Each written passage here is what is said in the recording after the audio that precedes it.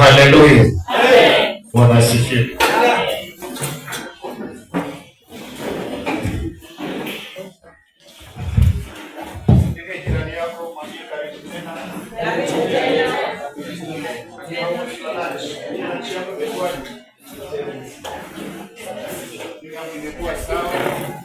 Shukuru Mungu, bei yangu imekuwa sawa. How was your lunch?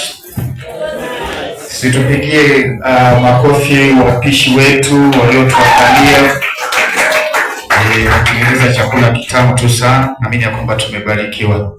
Nataka pia kushukuru Mungu tena kwa nafasi hii, kwako wewe ambaye umevumilia muda huu ambao tumekuwa nao mpaka tumefika mahali hapa ambapo tumefika. Naamini ya kwamba kuna jambo Bwana anaenda kufanya tena katika maisha yako. Tuko nyuma ya wakati tu sana.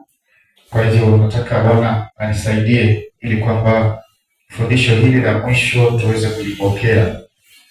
Anipe ufasaha wa kuweza kulifupisha, maana lina sehemu kama 2 hivi. Na nikiangalia muda wetu umeenda tu sana. Bwana Yesu asifiwe. So tunaingia katika somo ya utoaji. Lakini nimelipa kichwa cha ufahamu wa utoaji, understanding giving. So ninafundisha juu ya ufahamu, kuwa na ufahamu katika utoaji. Mwambie jirani yako, kuwa na ufahamu katika utoaji. Understanding giving. Inawezekana katika maisha yako umekuwa mtu wa kumtolea Mungu, lakini inawezekana pia kwamba ulikuwa unamtolea lakini hauna ufahamu juu ya kutoa. Na inawezekana kama area ya kutoa imekuwa ngumu katika maisha yako, na tatizo kubwa ni kwamba hauna ufahamu katika mambo ya utoaji. Kwa hivyo fundisho hili lengo lake hasa ni kutupa ufahamu kama kanisa, kutupa ufahamu kama mtu binafsi, tuweze kuelewa utoaji maana yake ni nini. Kwa nini tunatoa tukiwa kanisani? Kwa nini tunatoa sadaka katika ibada? Na katika fundisho hili kuna sehemu tofauti ambazo tutazigusia. Kuna vitu kama 7 ambavyo natakana uvijue kuhusu utoaji. Hivi vitu 7 ndio vina direct ama vinaelekeza Mkristo kuwa na nguvu katika utoaji, kuondoa ugumu katika utoaji, kuwa na uelewa, kuwa na ufahamu wa kwamba ninapotoa ni nini kinatendeka. Kama vile tumeona uhusiano wa mtu binafsi na madhabahu na uhusiano wa madhabahu pamoja na kuhani aliyewekwa pale, ndivyo tunaenda kuona uhusiano wa mtu na utoaji. Kumbe Mungu hataki tuwe tunatoa pasipo kufahamu. Mungu hataki tuwe tunatoa na tujui tukitoa kunatendeka nini, ama ninapotoa natakana nifanyeni.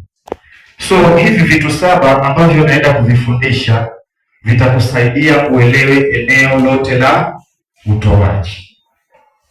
Kama unanisikia tuseme amen. Bwana Yesu asifiwe. Haleluya.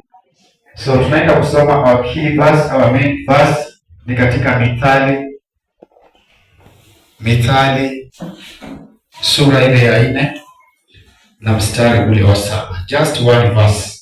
Nataka uisikie, kama hujaisikia leo utaisikia na tutaielewa kwamba Biblia inatuambia. Nataka hiyo iwe swali kwako na uwe na jibu kwa hiyo verse. Somea msomaji hiyo Mithali 4 mstari wa 7.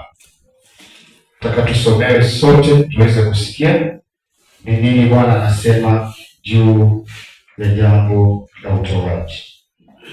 Bora hekima basi jipatie, naam kwa mapato yako yote jipatie ufahamu. Naomba urudie Mithali 4 mstari wa 7. Bora hekima basi jipatie hekima. Nataka kanisa turudie sote. Bora hekima basi jipatie hekima. Aha, endelea.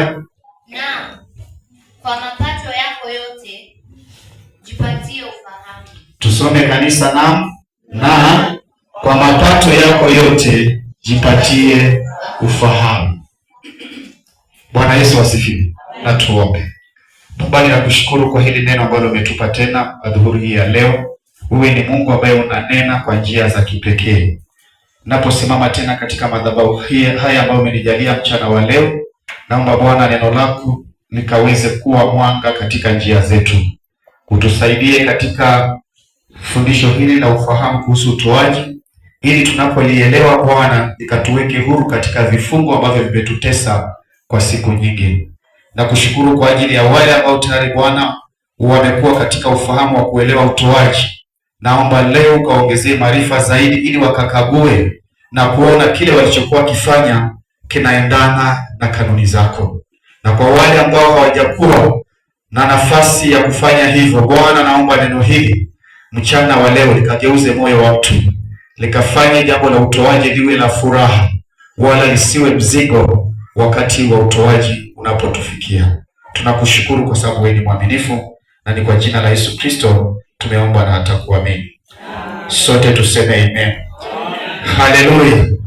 So katika maandiko ambayo tumesoma, Mithali hiyo 4:7 inasema bora hekima basi jipatie hekima. Bora hekima jipatie hekima. Hekima kwa Kiingereza inaitwa wisdom. Bwana Yesu asifiwe sana. So ni vyema sana kuwa na hekima, na tunaona mtumishi wa Mungu Sulemani alipopatiwa uongozi, na kwa vile alikuwa akimpenda Mungu, akamtolea Mungu dhabihu ikampendeza Bwana, na Mungu akamuuliza Sulemani, sema ni nini utakacho nikufanyie? Na Sulemani akamwambia Bwana, naomba tu unipe hekima ya kujua kuingia na kutoka katikati ya watu. Bwana Yesu asifiwe sana. So wisdom is very important. Hekima ni ya muhimu sana katika maisha ya mtu. Unaweza kuwa na vitu vizuri, ukawa na nafasi nzuri, lakini unapokosa hekima, hiyo nafasi unaweza ukaipoteza, ama hiyo nafasi isifanye kama ilivyokusudiwa.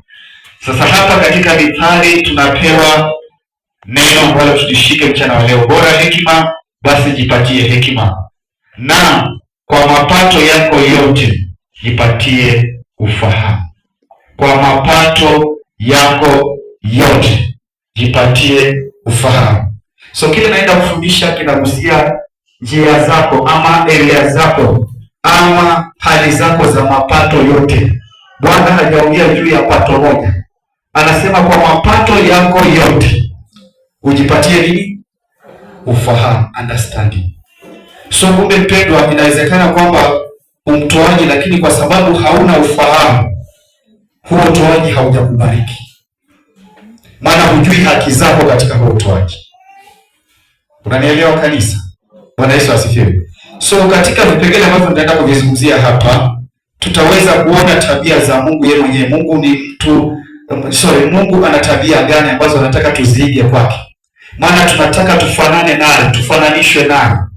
Bwana Yesu asifiwe. Na alafu tuone mifano ya utoaji pia wa Mungu mwenyewe, maana Mungu mwenyewe ni mtoaji.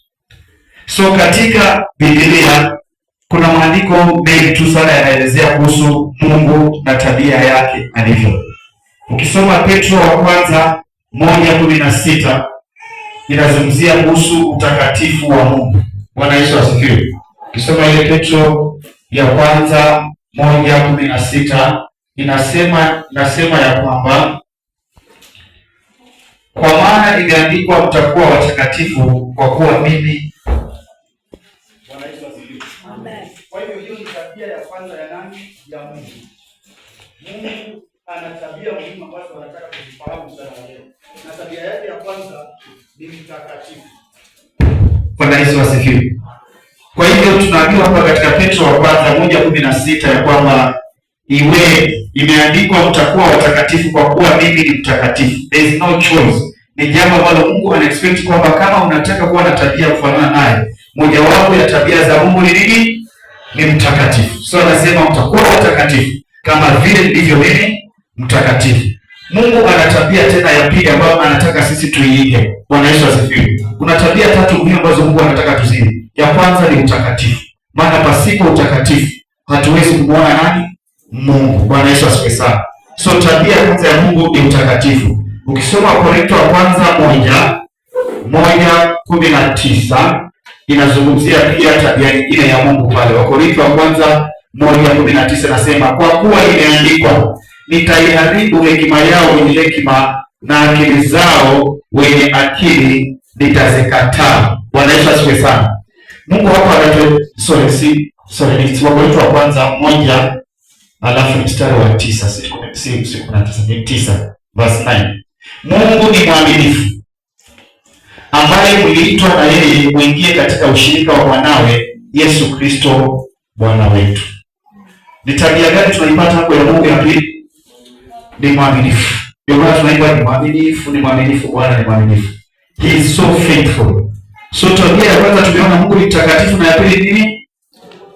Ni mwaminifu. Na tabia ya tatu tutaipata ya Mungu katika Warumi 8:32, ambapo nataka tuingize hizo tabia zake, tumwige yeye katika tabia alizonazo ambazo nataka sisi tuwe nazo. Warumi 8:32. Msomaji wangu unaweza ukatusomea Warumi 8:32, Romans chapter 8 verse 32. Kuna tabia nyingine ya Mungu hapo, tuisikilize. Yeye asiyemwachilia mwana wake mwenyewe, bali alimtoa kwa ajili yetu sisi sote, atakosaje kutukirimia na mambo yote pamoja naye? Atakosaje sasa kutukirimia na mambo yote pamoja naye? Imagine, yeye asiyemwachilia mwanawe. Unaona tabia gani ya Mungu hapo? Tutakuuliza swali, maana najua umeshiba vizuri sana. Ni tabia gani unaiona hapo? Yeye asiyemwachilia mwana wake wa pekee. Maana tunaona katika Petro wa kwanza 1:16, mtakuwa watakatifu kama nilivyo mtakatifu. Kwa hiyo tabia ya Mungu ni ya nini? Ya utakatifu. Ya pili tumeona katika Wakorintho wa kwanza 1:9 ya kwamba aliyetuita ni mwaminifu. Bwana Yesu asifiwe sana. Tabia hii hapa katika Warumi 8:32 inasema yeye asiyemwachilia mwana wake mwenyewe, bali alimtoa kwa ajili yetu sisi sote, atakosaje kutukirimia na mambo yote pamoja naye? So ni tabia gani ya Mungu naiona? Ni mtoaji. Pigia Yesu makofi. Ninyi wanafunzi wazuri sana. So Mungu ni mtoaji.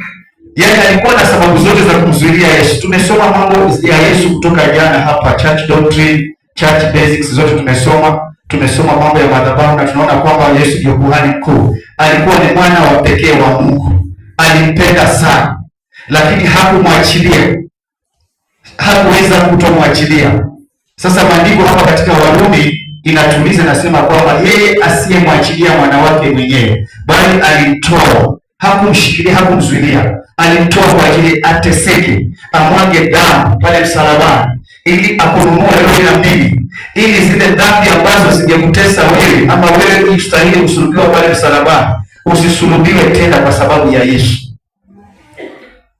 So Biblia inakuuliza swali, yeye asiyemwachilia mwana wake wa pekee, alimtoa kwa ajili yetu sisi, atakosaje sasa kutukirimia?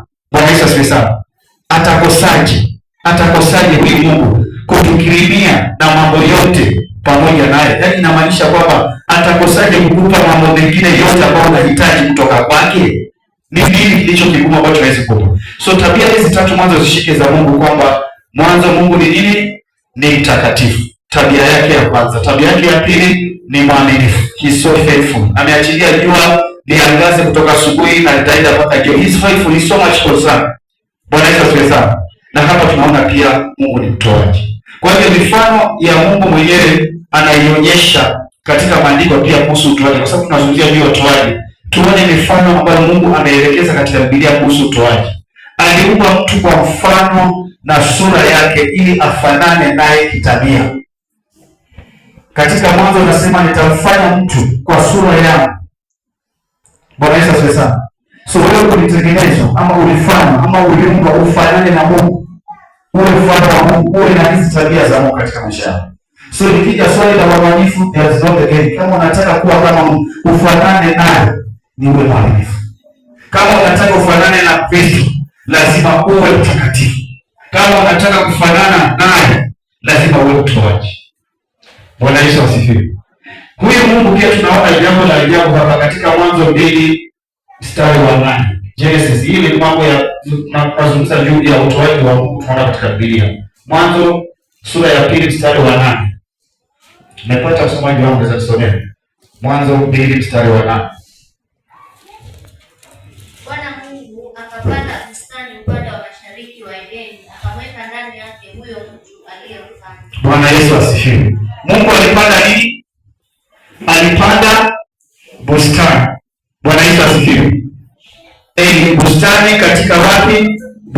upande wa mashariki wa Edeni, na akamweka ndani yake huyo mtu aliyemfanya. Sasa ona hapa, bustani ina uangalifu. Bustani garden ni mahali ambapo panapandwa kwa ustadi.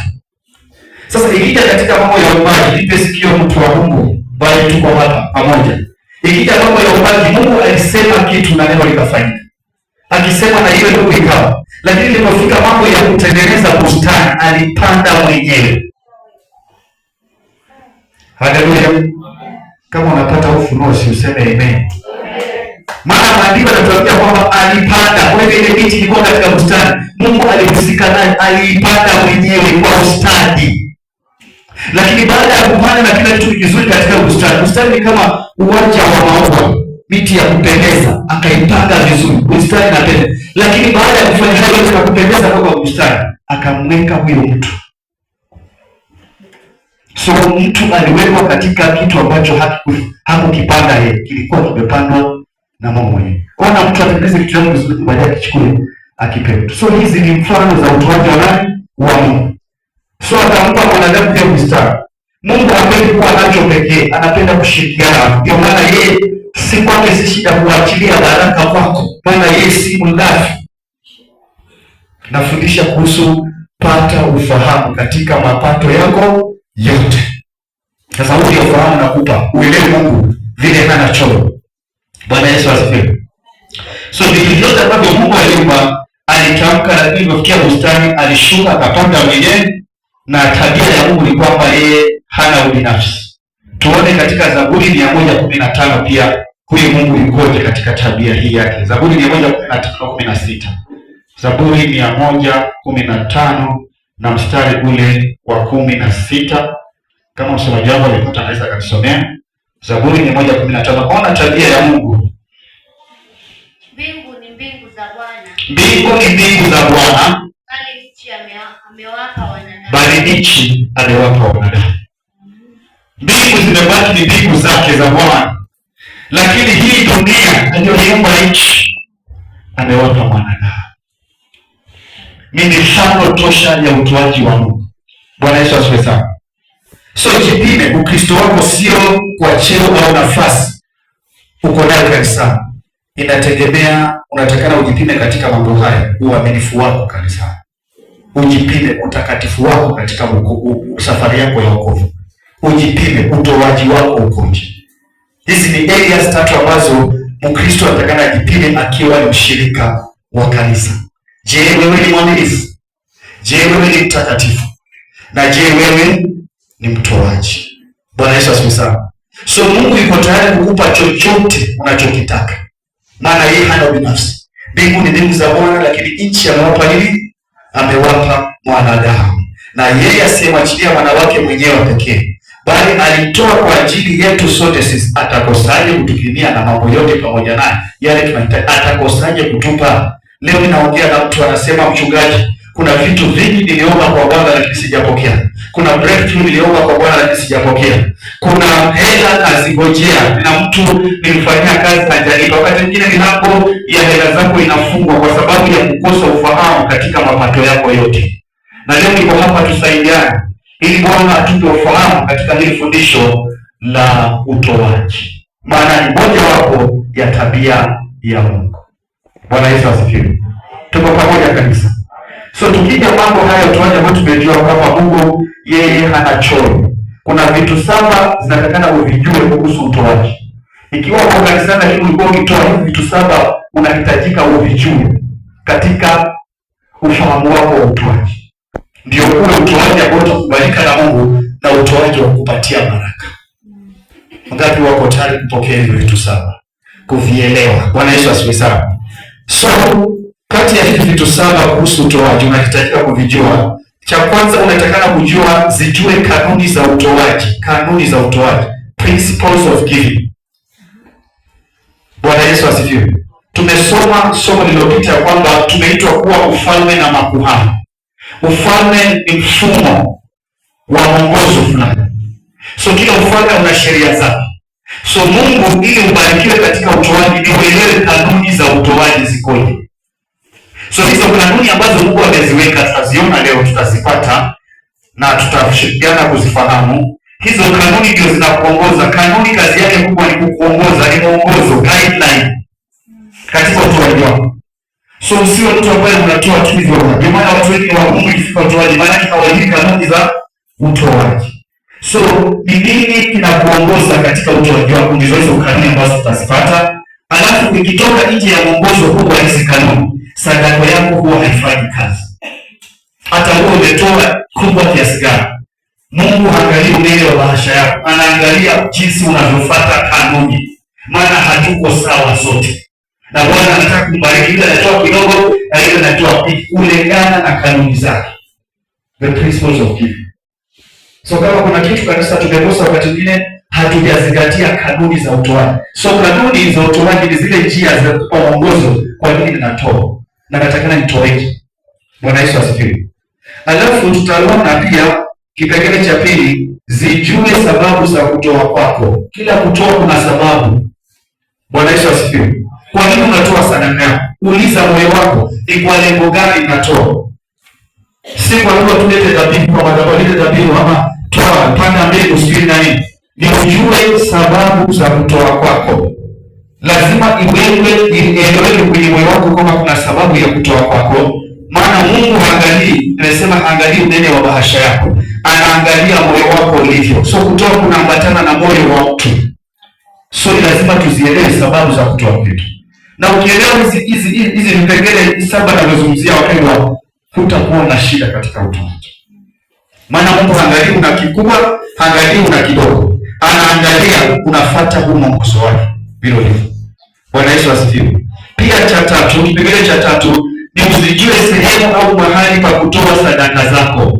Si kila mahali pendo unatakikana kutoa sadaka zako. Bwana Yesu asifiwe. Unaweza ukatoa sadaka kwenye madhabahu ambayo ni mbaya, na hatimaye badala ya kupanga ukaanza kutoroka katika mambo yako. Bwana Yesu asifiwe. So ni lazima tujue sehemu zile ambazo mahali pa kutoa sadaka zetu.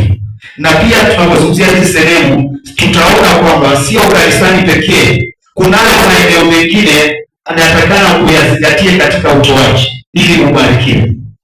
Na Mungu atakuruhusu hata kutupa nje kwa wahitaji. So tunapozungumza sehemu za na mahali pa kutoa, tutazichagua tu ni sehemu gani. Ukizingatia tu sehemu kidogo ambazo ndio kwa unafanya utoaji wako, zile sehemu nyingine ukiziacha zinakuwa ni milango ya adui, anakushambulia katika kutoa kwako. Bwana Yesu asifiwe. Tuko pamoja. Alafu kipengele cha 4 ama kitu cha 4 ni tuzijue faida za utoaji. Hauwezi kuwa mtoaji na hujui kwamba kuna faida gani nikitoa. Bwana Yesu asifiwe. So sadaka, nisikize mtu wa Mungu kanisa, nisikize, wengi wetu tunaona tunapotoa sadaka ni kama mchango ama tuna support. Kuanzia leo, hiyo mtazamo jinsi ambavyo unatoa sadaka. Usione sadaka kama mchango. Unapoona sadaka kama mchango unachangia kanisani kama vile tu tunafanya harambee fulani, hiyo sadaka haitaleta faida katika maisha. So kuna wengi wetu wakati wa kutoa, tunatoa hapa wakati wa kutoa sadaka, tunakuja kama tunafanya mchango. Maana hatuelewi kwamba sadaka imebeba ibada. Bwana Yesu asifiwe. Tuko pamoja. So ukielewa faida hizi za utoaji, kila unapotoa Mungu anaangalia, anataka mapenzi ya Mungu utarajie kupokea kutoka kwake. Anataka upokee kutoka kwake. So unapotoa kuna haki ya kudai Mungu. Una haki ya kumwadai kulingana na ahadi zake. Ameahidi hivi katika utoaji. So nipaka tuwe na ufahamu katika kujua faida za nini za utoaji. Hauwezi kuwekeza kitu bila kujua ni faida gani utapata. So tukiwa tuko katika kanisa utoaji, tunatakana tuwe na ufahamu katika utoaji. Ndio maana tunaelekezwa pale kwamba kwa mapato yako yote upate nini? Ufahamu. Bwana Yesu asifiwe. Amen. So hauwezi kutarajia kile ambacho hukijui. Bwana Yesu asifiwe. Inakuwa ni hatari kubwa sana kutarajia kitu kile ambacho hukijui. Bwana Yesu asifiwe. So ni muhimu tujue faida za nini za utoaji. Alafu 5, tujue aina za utoaji, types of giving. Bwana Yesu asifiwe sana. Lazima utambue maeneo yote unahitajika kutoa na unapoacha maeneo mengine yanafanyika kwa milango ya adui. Alafu 6, ijue nia ya utoaji wako, mtazamo, your attitude. Mtazamo wako wakati unapotoa, unatoa kwa nia gani? Kuonekana ama kujiunga na wengine ili usisemwe vibaya ndio maana unaenda kutoa? So kuna mtazamo mtu huwa nao katika moyo wake wakati anapotoa. Tutaichagua tu vizuri, tuielekeze. So hata sadaka yako ile nzuri mbele za Mungu, lazima nia yako iwe safi na iwe sawa kwa Mungu, ndio sadaka yako ipokelewe na iweze kukuletea matunda katika utoaji wako. Bwana Yesu asifiwe sana. So ni nini inapita kwenye akili yako wakati unapotoa? Je, inakuwa ni mzigo? Je, unaona ni kuteseka wakati umeambiwa ni wakati wa kutoa, unasikia moyo wako unahuzunika? Huo ndio mtazamo tunazungumza nao. So kama una mtazamo wa sawa, sadaka yako inakubalika. Kama una mtazamo wa sawa, unaona kama ni mzigo, ile sadaka hata kama umeingiza 1000 kwenye kile kikapu cha sadaka ama kwenye sanduku, haitakuletea mazao yoyote katika maisha yako. Amen. Salimia jirani yako, mwambie umebarikiwa mchana wa leo. Na mwambie ni vizuri kulala nyumbani mwa Bwana. Inakubalika. Nimekupa tu nafasi, tumwambie ni vizuri kulala katika nyumba ya Bwana. Haina neno, maana Yesu alitukuta tuko katika nyumba ya Bwana, naona tutafika pale ambapo tunaenda. Bwana Yesu asifiwe. Haleluya. Amen. Tuko pamoja kanisa. Amen. Tuko sawa. Nipulize tena jina lako, mwambie uko sawa. Mwambie turudi katika kanuni za utoaji. Nisaidie kuhubiri, mwambie turudi katika kanuni za utoaji. Na usimwambie ni shetani amemlaza, si shetani, ni kushiba ndio kumemlaza. Si shetani. Bwana Yesu asifiwe. Haleluya. Na 7 ni ujue wakati gani unafaa kutoa. Mungu wapendwa hutembea na fursa. Kuna wakati lazima utambue majira ya kujiliwa kwako. Kuna wakati Mungu atakutia mzigo na kitu ufanye, na ukikosa kufanya kwa wakati huo, hiyo fursa imepita na hutaweza kupokea hiyo baraka ambayo inaweza ikafika. Wakati katika kanisa kunahitajika jambo fulani, na ukiangalia kabisa kile kitu kinachohitajika ina nafasi ya kununua hicho kitu ama kukipeana kanisa, mimi binafsi, hiyo ni fursa Mungu amekupa katika utoaji. So kuna watu wengi wamekosa baraka katika maisha ya utoaji kwa sababu wamepitisha fursa ambazo Mungu amewaletea. Bwana asifiwe. Tuko pamoja. So lazima uchukue wakati unaofaa kutoa, kama vile malaika aliyeingia kutigua maji katika Yohana 5:1 hadi 4. Yule mtu alikuwa kiwete kwa muda wa miaka 38. Anangojea maji yatibuliwe. Simajua hadithi.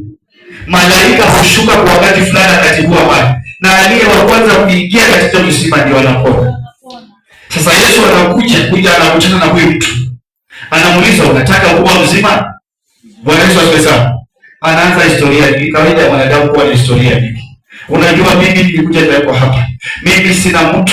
Ninajaribu, ninang'ang'ana. Kila ninapojaribu, maana nataka na mimi ruke katika maji yaliyotibuliwa, lakini kuna mwenzangu ananipita. Yesu anauliza tu swali, unataka kuwa mzima? Na ndivyo mchana leo amekuja hapa. Anauliza mtu, wataka njia zako za uchumi nizifungue? Unaanza story nyingi, unajua na mtu nilifanyia kazi hajanilipa madeni yangu sijui nani, anakuuliza nataka nikufungulie njia za uchumi. Bwana Yesu asifiwe sana. Na huyu mtu kiweta akasema sina mtu. Hakujua kwamba ni majira yake, aliyekuja ana uwezo wa kumtoa katika nchi aliyonayo hata pasipo kuingia kwa maji yaliyotibuliwa. Yesu akaona stories zimekuwa nyingi. Simama, jitwike godoro lako na uende. And that was the miracle. Na ikatendeka. Na hakuingia kwa birika. Na akapona. Nazungumza na watu. Hauhitajiki kuingia katika hiyo mikakati ambayo labda unaiona ndio itakuwezesha kufaulu katika mambo yako. Zingatia hizi kanuni ambazo tunaziongea hapa. Zingatia hivi vitu 7. Utakapovielewa mchana wa leo, vitakufungua katika hali zako za utoaji. Bwana asifiwe. Zilifungua mimi katika utoaji wangu, nikaelewa, nikapata ufahamu katika mapato yangu yote. Bwana Yesu asifiwe sana. Haleluya. Tuko pamoja kanisa. Bwana asifiwe. So kuna wakati wanda hata hauko kwenye ibada kanisani. Hukwenda kanisani siku hiyo. Umeshirika wewe, una shughuli umeshirika mahali fulani, kama ulienda ulisafiri mahali fulani. Lakini unasikia unazungumziwa kabisa kwamba mimi na pia bidi ya kutoka kanisani na namba ya mchungaji kanisani, acha nasikia nasukuma nipeleke nitume kitu kanisani. Kumbe ni fursa Mungu ametoa na anataka utii hiyo fursa, ufanye hivyo na uone baraka katika maisha yako. So utoaji mwingine si lazima uwepo pale mahali. Kuna kitu Mungu anakuletea mzigo ufanye kwa ajili ya hilo jambo. Ndio maana hapa katika Mithali tunaambiwa kwamba kwa mapato yako yote pata ufahamu. Kuna watu wana mapato ya kila aina, lakini kwa sababu ya kukosa ufahamu hawaja kuwa na utoaji wenye kumpendeza Mungu. Hawajakuwa na utoaji ambao ni wa baraka. Wamekuwa watu wa kubambanya. Nimekuja mchana wa leo, nimesimama mbele zenu. Ninamwamini Mungu huyu aliyenipa ufahamu juu ya fundisho hili. Nikalifanyia kazi na nimeona nikifanya kazi katika maisha yangu. Nitafanya kazi hata na kwako. Utakapata ufahamu katika utoaji, mpendwa, jambo la utoaji halitakuwa mzigo tena katika maisha yako. Litakuwa ni jambo ambalo unalichukulia kama ni ibada. Ni heshima yako ya kumpatia Mungu. Tunapotoa tunadhihirisha upendo wetu kwa Mungu.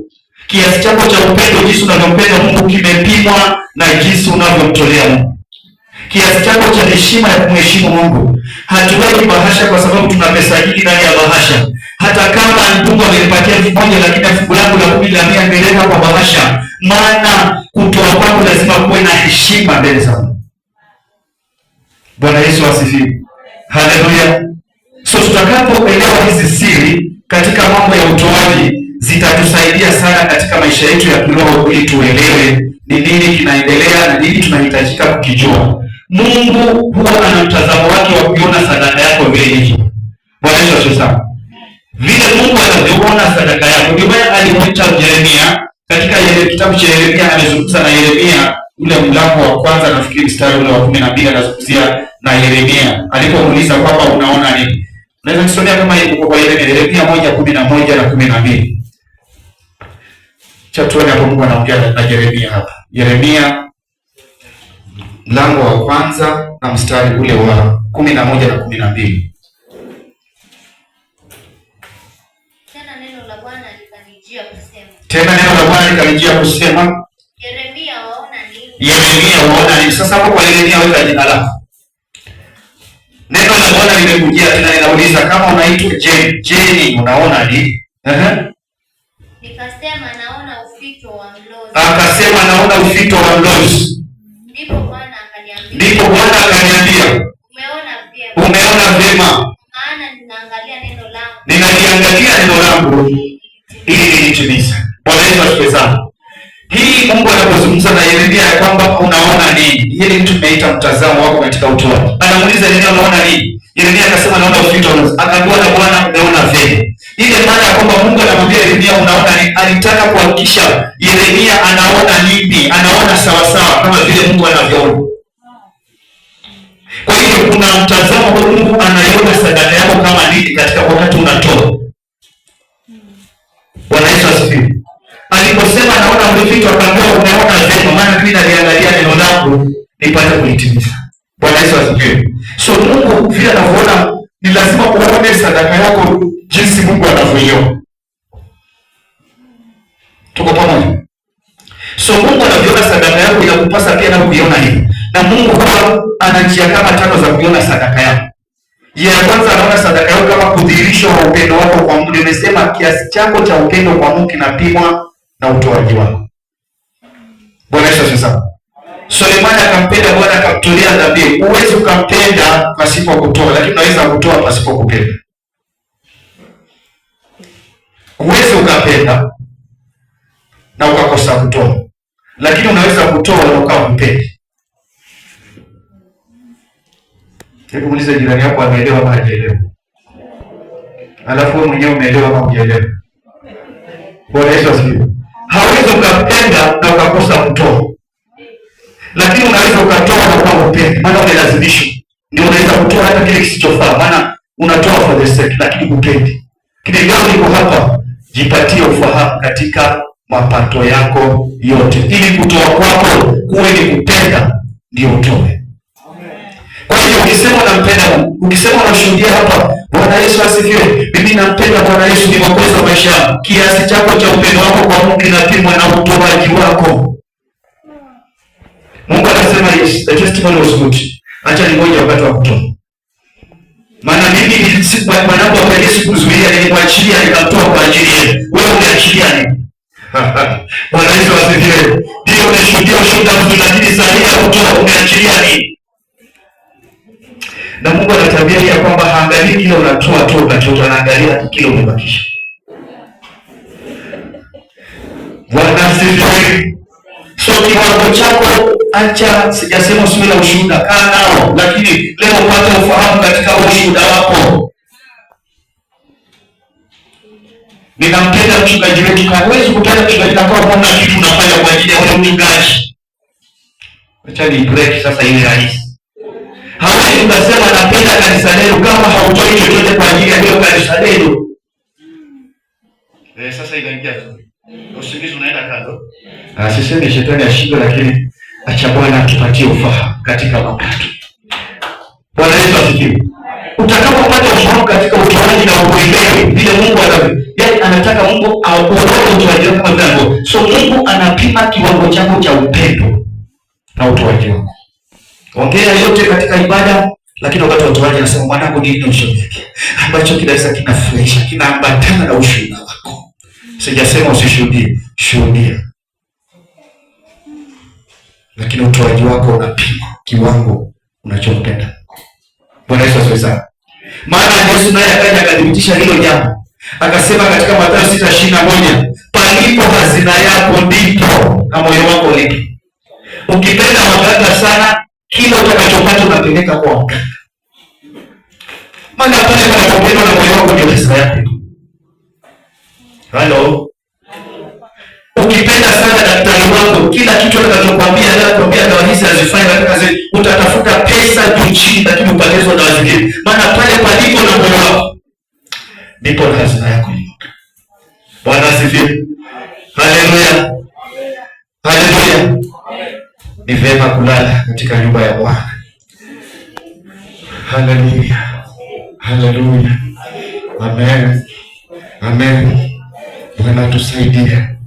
Atusaidie. Yesu kuinuka kwa miguu yako mbili. Nataka tufanye kitu kimoja tu, kidogo tu, si kitu kirefu sana. Bwana Yesu asifiwe. Bwana Yesu asifiwe. Usifanye hivi tu kwa hapa, usifanye hivi tu. Sema Yesu, Yesu, Yesu uko na kiuno, tumwambie Yesu. Alafu mwingine pia anafanya hivi. Kama unaweza kujinyosha, unaweza fanya tu kama hivi, kidogo kidogo tu, unageuka upande huu, unazunguka, alafu unampatia vigelegele wenzako ya haifai. Haleluya. Bwana Yesu asifiwe. Mungu wetu atatupigania. Mungu wetu atatupigania. Mungu wetu Mungu ametupigania. Amen. Naona watu wanataka kurukaruka, mafundisho ni marefu. Bwana Yesu asifiwe sana. Adui zako wote watashinda. Adui watasema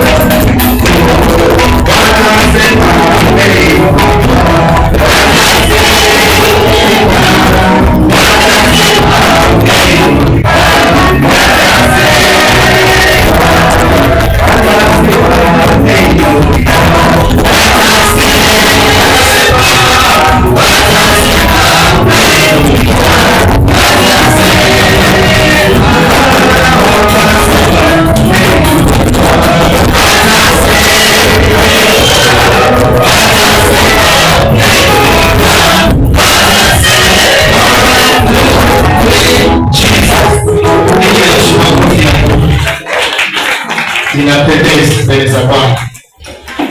Jamaa anasema afuwe. Bwana Yesu asifiwe. Welcome back. So Mungu anamtazama wa sadaka yako. Bwana Yesu asifiwe. So Mungu anataka tuelewe hii. Anaona sadaka kama udhihirisho wa upendo wake, kwa maana palipo hazina ndipo na moyo wako. Huwezi kusema nalipenda kanisa letu na huu mtoaji hapo kanisani. Kule kwenye hazina yako juu.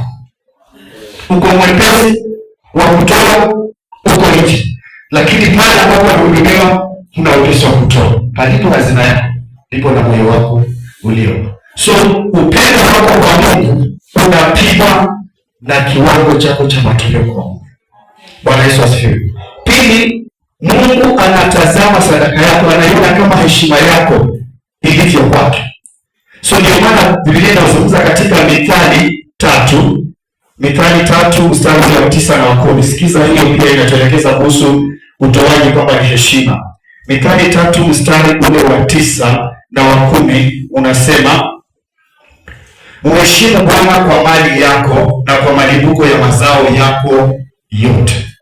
Mheshimu Bwana. Kwa hiyo utoaji pia unapimwa kama heshima yako kwa Mungu. Hatutoi upendo kwa sababu tuna vingi. Tunatoa kwa sababu tunamheshimu Mungu. Tunatoa kwa sababu tunampenda Mungu. Tunadhihirisha upendo. Tunamwambia Bwana asante. Maana hiki nilicho nacho ni wewe umenipa. Ninakurejeshea, ninakupenda na nataka kukuamini kwamba kuna uwezo wa kunipa zaidi ya hiki ambacho umenipa. Ndivyo mtu anakuwa katika utoaji, anaona utoaji wake una faida na una baraka. Maana anajua ninapima upendo wangu kwake na nadhihirisha heshima yangu kwake. Imagine wewe umealikwa mahali kama mgeni wa heshima. Na aliyekualika ni rafiki yako ambaye ana nafasi kubwa, akijua kwamba wewe una nafasi kubwa. Amekualika kwa sherehe kwa mchango wa mwanawe, anatarajia kwamba huyu ninayemwalika na muelewa status yake. Ninafika wakati wa kutoa, kuna watu wa hali ya chini wanatoa 500 na wewe anajua kabisa kwamba una uwezo wa kutoa hata zaidi ya 10,000, lakini nafika wakati wa utoaji na wewe unatoa 500. Atakuchukulia jiwe. Amevunjika moyo, maana umemwonyesha hakuna heshima. Na hivi ndivyo Mungu anavyotoa. Wakati ametubariki na vingi, anajua kiwango ambacho tunaweza kutolea. So wakati tunajishusha na kujiweza chini, Mungu anatazama, hana heshima kwao. Ndio maana sadaka za wengi wetu tunatoa kanisani, hatuna returns, hatupati majibu, hatupati kuinuliwa, maana hatujaonyesha heshima yetu kwao. So Biblia inasema mheshimu Bwana kwa mali yako yote na kwa malimbuko. Tutazungumza hapo mbele aina za utoaji zinaitwa malimbuko na fungu la 10 na sadaka ya dhabihu. Zote tutatafsiri mchana wa leo, tuzielewe sadaka zinafanya kazi kivipi katika maisha ya mtu. Bwana Yesu asifiwe. Mungu pia anakuangalia utoaji wako. Anaona kama hazina unalegeza katika akaunti yako ya kiroho mbinguni. So utoaji wa Kristo ni uwekezaji. It's an investment.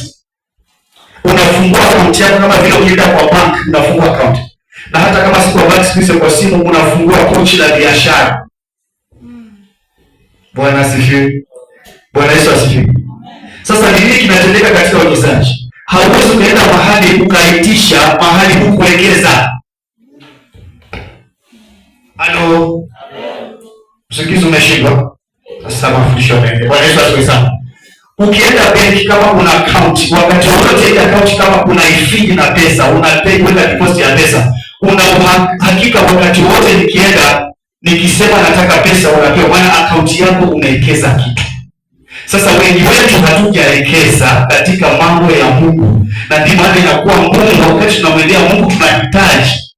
Anaangalia account yako haina kitu. Bwana Yesu asifiwe. Nipate sana mtu wa Mungu na kufundisha vile inatendeka unapotoa sadaka kanisani. Unapotoa kanisani, sadaka inapokelewa katika maeneo mawili. Inaweza kupokelewa na ushers wale wanazungusha vikapu ambao bado umetumbukiza kwa sababu. Alafu ile sadaka kutoka pale itarekodiwa katika vitabu vya kanisa. Sasa kweli. Ukienda benki the same thing. Kama unatoa pesa unawekeza, unapatia kisha. Si kweli? Alafu ana feed information katika nini? Kompyuta kwa account yako. So kila umetoa physical unampa pesa kita reflect katika system. Sasa nipate mtu wangu. Unapokuja kanisani unapotoa, kila unachotoa hapa kanisani kikipokelewa kupitia kwa mikono ya Nasha, kikipokelewa kupitia kwa mikono ya mtumishi, labda ni shukrani, sadaka ya shukrani ile ambayo umetoa. Ikipokelewa hapa, kuna system ya mbinguni ambayo Yesu anaifeed katika akaunti yako. Kimya cha dakika 30 kama kile cha mbingu. Bwana Yesu asifiwe. Pata ufahamu katika mapato yako yote. Utoaji wangu ni upate ufahamu, uelewe kile kinachoendelea. Kumbe mtu ambaye anaishi hapa ana feed information. Mbinguni. Si tumemwona yeye kuhani mkuu. Tena amebeba kiti Bwana alikaa. Unafikiri hayo mashine yatakuwa yanajenga kwa miaka 2000 years ago ameenda toka dakika hii anatengeneza makao ya aina gani? Hayajengwi na hizo pesa sana. Lakini kuna system ya mbingu. Nataka kuleta hapa ni kwamba kuna system ya mbingu, chochote unachofanya kanisani kinarekodiwa mbinguni. Ndio maana swala ni tunasema Baba wetu uliye mbinguni, ipate kanisa amka mpendwa katika jina la Yesu amka. Yaani tunatafuta kufuata Yesu anambia tufundishe kuomba, wakaambia ukisali fanyeni semeni Baba yetu uliye. Unajua hata wewe wakati mwingine unakosea, maana kuna mababa wengi hapa duniani. So hii habari kusema Baba nisamehe, Baba pokea maombi yangu, Baba hivi. Maana ni wewe. Sasa lazima kama ni kwa mbinguni useme Baba yetu aliye mbinguni. Na hivi tunazungumza habari zako kwa ndio kuna system ya mbingu ina rekodi kila chochote hapa. Hata hawa walisahau hapa mbingu ndio. Bwana Yesu asifiwe. Bwana Yesu asifiwe. Na nikaambiwa kwa Baba yetu aliye mbinguni, jina lako litukuzwe, mapenzi yako yatimizwe hapa duniani kama vile. Unasikia hiyo risala ya maagano. Ina maagano. Yaani chochote unachokifanya hapa duniani, mapenzi yako yatimizwe hapa duniani kama vile kule mbinguni. So ninapozungumza habari za uwekezaji katika akaunti yako ya kiroho ya mbinguni, ndio hiyo ambayo unapatia Mungu nafasi ya kwamba lolote mbingu inafanya kwa ajili yako. Lolote ambayo mbingu imeitisha kwamba ifanye kwa ajili ya ufanisi wangu, kwa ajili ya watoto wangu, ina haki ya kwenda kwa Bwana nimwambie ifanyike. Bwana asifiwe. Kwa hiyo Mungu anaangalia sadaka yako akasema kwamba ni uwekezaji wa akaunti yako ya kiroho mbinguni. Kama huko duniani sadaka inapokelewa benki na tela dirishani inaingizwa kwa mfumo wa system. Kadhalika kiroho sadaka inapokelewa maeneo mabili, kanisani na maashas ama kwa pasta, na wakati huo mbinguni Kristo anaipokea aliye hai. Maana yake yuko hai. Sasa nataka kuambia kuanzia leo utoaji wako wote, kile unachotoa hata kama iko hafifu, Kristo anaona akiwa mbinguni. It's very serious. Na tukipata ufahamu ndio tutaelewa wakati wa utoaji pia ni muhimu katika ibada. Bwana Yesu asifiwe. Pia Mungu anaona sadaka yako kama matoleo yanayosimamia nyumba yake na ufalme wake. Kile unachotoa kinasimamia ibada. Kuna mahitaji mengi katika nyumba ya Bwana. Mengine hahitaji kanisa hili ya kuwa tusimame kwa ajili ya harambee. Ni kupitia kwa utoaji hayo mambo yatafanyika. Mambo tu mazuri. Madhabahu inakuwa nzuri. Vyombo vinakuwa sawa. Si keyboard imechomeka mahali mpaka kanisa ichangie, maana haina kitu. Inamfanya Mungu asikie vibaya sana. Bwana Yesu asifiwe sana. Amen. Ndio maana anasema katika Galatia 6:7-8, chochote ambacho mtu ndicho atakachovuna. So tunapofanya hivyo, tuna matoleo yetu yanasimamia nyumba ya Mungu na ufalme wake. Apandaye hapa, mvuna hapa. Kulingana na kiasi ambacho anapanda. Apandaye kwa wingi atavuna vingi. Bwana Yesu asifiwe. Ndio maana Malaki naye 3:10 anasema leteni zaka kamili ili kuwepo chakula. Ile maana ya kuwepo chakula ni kusiwe na uhitaji katika nyumba ya Bwana. Bwana Yesu asifiwe. Kuna wakati mchungaji anahitajika kwa mission. Mission imetoa taarifa mbele katikati ya wiki wa shirika atakuja kwa Jumapili. Ni washirika waje wachangie fedha. Bwana Yesu asifiwe. So Mungu wa Bwana anaona katika nyumba yake kuna uhitaji. Sasa ule uhitaji utatolewa na nini? Utasimamiwa na matoleo yale ambayo tunatoa. Bwana Yesu asifiwe. Na mwisho Mungu anaangalia mtazamo wa utoaji wako, anaona kiu unayo inayotafuta baraka kwake. Utoaji ni kama kiu inayotafuta baraka kwake. Wagalatia 3:13 na 14 inasema umetolewa kwa laana ya torati na umefanyika baraka ya Ibrahimu. Wewe ni mzao wa Ibrahimu. Bwana Yesu asifiwe sana. Haleluya. Kwa hivyo tunapotoa tunaonyesha kiu yetu kwa Mungu. Ukitoa baraka ya Mungu itakuwa juu ya nyumba yako. Ukitoa kitabu cha Isomee Ezekiel 44:30 ile kiu yako wewe utakuwa na baraka. Tuone Ezekiel 44:30. Kwa hiyo wananifuata katika kitabu, labda kama nilikuwa na kitabu japo nahitaji usikilize kwa makini. Ndio naweza kuzipata zile nazisoma hapo katika page ile ya 7 sehemu ya 2 ya nyuma yake. Bwana Yesu asifiwe. Tuko pamoja? Amen. Tusomee Ezekiel 44:30 nasemaje? Ezekiel 44:32. 44 verse 30. Na kitu cha kwanza cha malimbuko yote ya vitu vyote. Na kitu cha kwanza cha malimbuko yote ya vitu vyote. Na kila toleo la kila kitu cha matoleo. Na kila toleo la kila kitu cha matoleo litakuwa la makuhani. Litakuwa la makuhani. Tena mtampa kuhani sehemu ya kwanza. Tena mtampa kuhani sehemu ya kwanza ya unga mbichi ili kukalisha baraka juu ya nyumba yako. Mbona hakuna amen?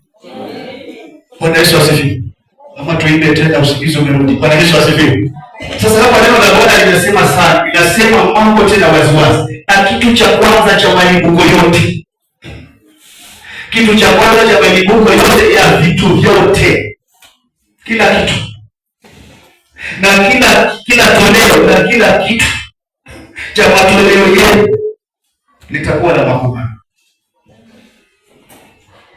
Wewe umekuwa na msemo kwamba wanatuibia pesa zetu makuhani.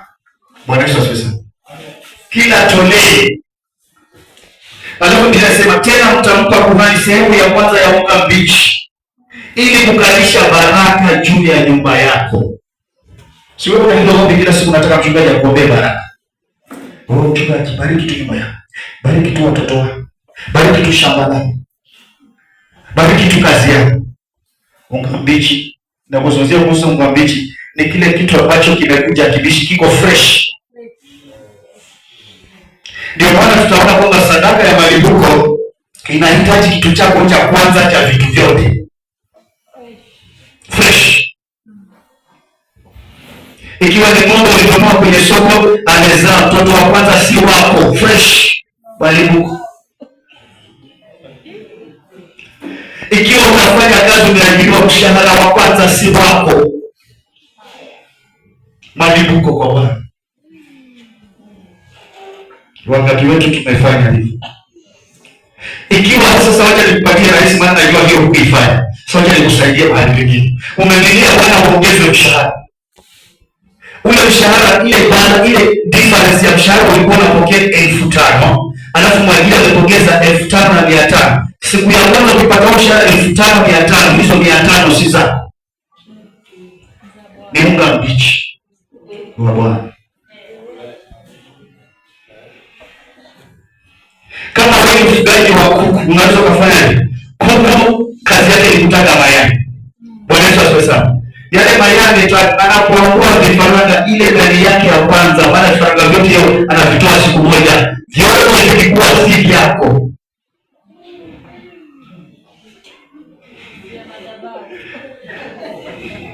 Sinawafundisha madhabahu.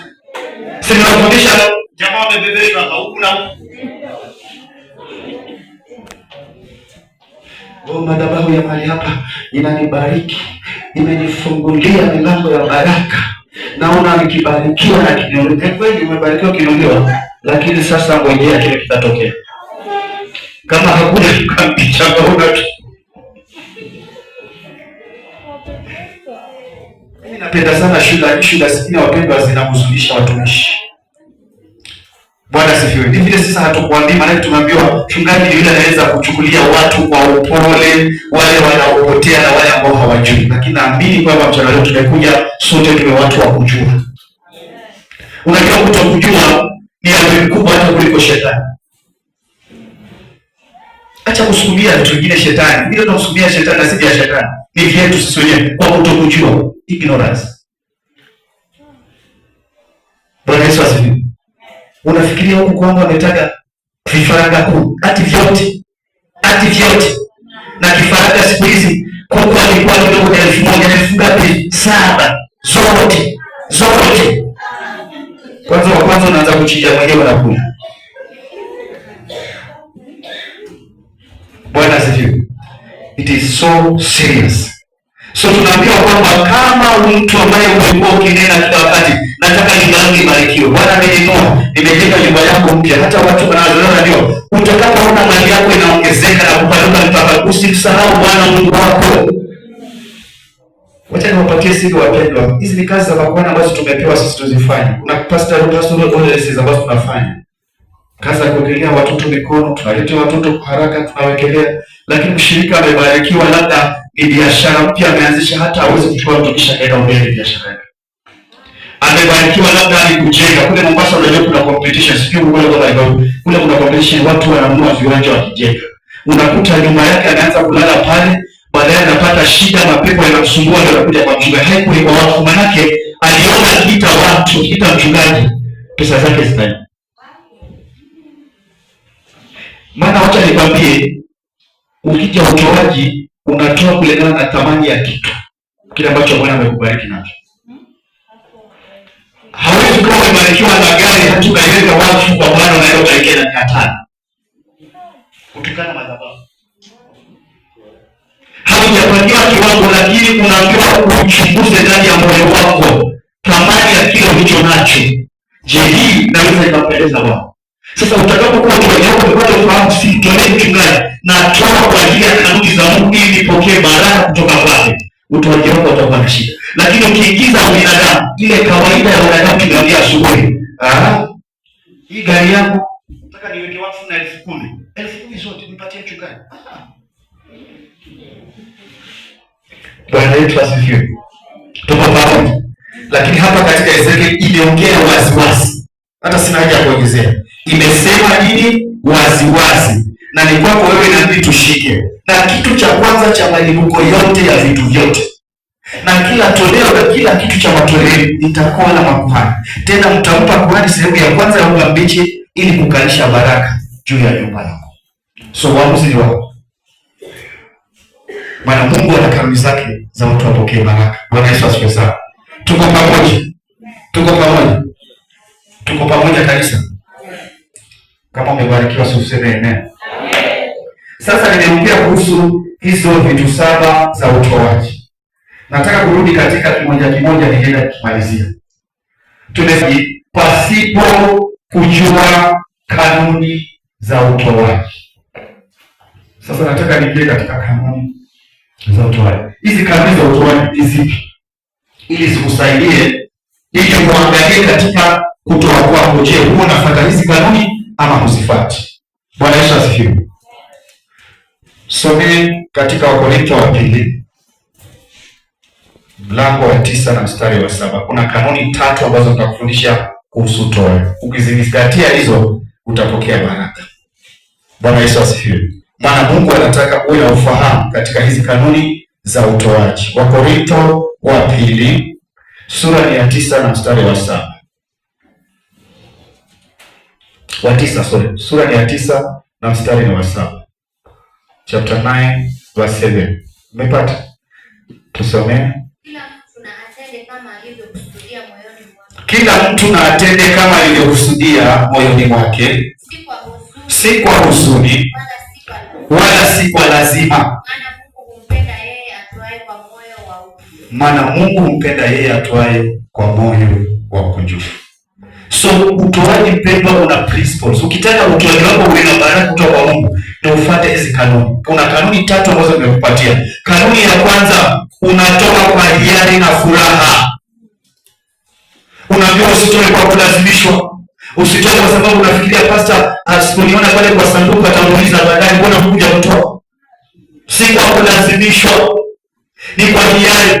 So anaitoa kwa hiari na furaha, ana haki ya kupokea baraka kutoka kwa Bwana. Yaani isiwe mzigo wakati wa kutoa. Maana umejua jambo la kwanza, Mungu anapima upendo wako. Kwa hiyo nampenda Mungu, mimi namheshimu Mungu. Mungu anaona utoaji wangu ni kama ni mwekezaji katika akaunti yangu ya mbinguni. Ninaelewa vile Mungu anatazama. Maana vile ninavyoiona utoaji wangu ndivyo Mungu anavyoona. Anasema unaona nini Yeremia? Anasema naona Bwana anambia umeona vyema. Kana naliangalia neno langu litimize. Kwa hiyo ninapobeba sadaka yangu kwa furaha, maana sikulazimishwa na pastor. Si kwa sababu kuna mahubiri ya fanya, toa ndio ubarikiwe, toa ndio ubarikiwe. Wiki nzima tufundishe. Hatuna mahubiri ya kufundisha watu gani? Tuna mahubiri ya kufundisha kazi. Si utoaje uje upigie neno chuo mpaka mchungaji atajaye kwa magoti ndio siku ndio unatoa na unashindikiza siku hiyo. Kila mtu na atoe kwa hiyo, si kwa kulazimisha. Maana Mungu hupenda yule atoe kwa hiyo na kwa moyo mkunjufu. Bwana amenipa. Uzuri wa Mungu hakulazimishi, hakupi kiwango. Sadaka ambayo imetoa kiwango peke yake ni ya tithe. Ndio inatoa 10%. Lakini zile zingine unatoa kulingana na kiasi ulichonacho. Bwana amekubariki wewe kutuma na 500. Wewe mwenyewe unajua kama nikichukua 100 katika ile 500 nasikia nikitoa sadaka hiyo, nasikia kumfurahisha Bwana, nasikia upendo wangu kwake, ataipokea Bwana, nasikia nafsi yangu imheshimu Bwana. Ndio imebaki na 400 peke yake, lakini fungu la 10 shatoa, ndio 500 fungu la 10 shatoa. Ndio nitakupatia tofauti ya zaka na fungu la 10. Zimefanana, watu wengine hawazielewi. Fungu la 10 ni ile 10%, lakini zaka huwa ina exceed the 10%. So kwa mfano huyu mtu wa 500 mpaka 500, lakini anasikia kumheshimu Mungu. 500 ametoa fungu la 10 ni pesa ngapi? 50 shillings. Ndio. Hiyo ameachana, maana ile ni takatifu haigusi.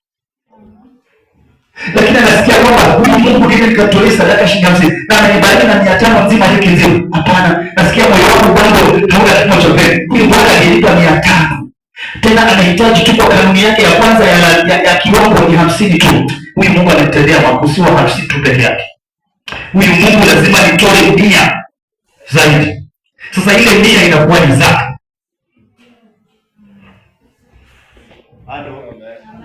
Tumeelewa?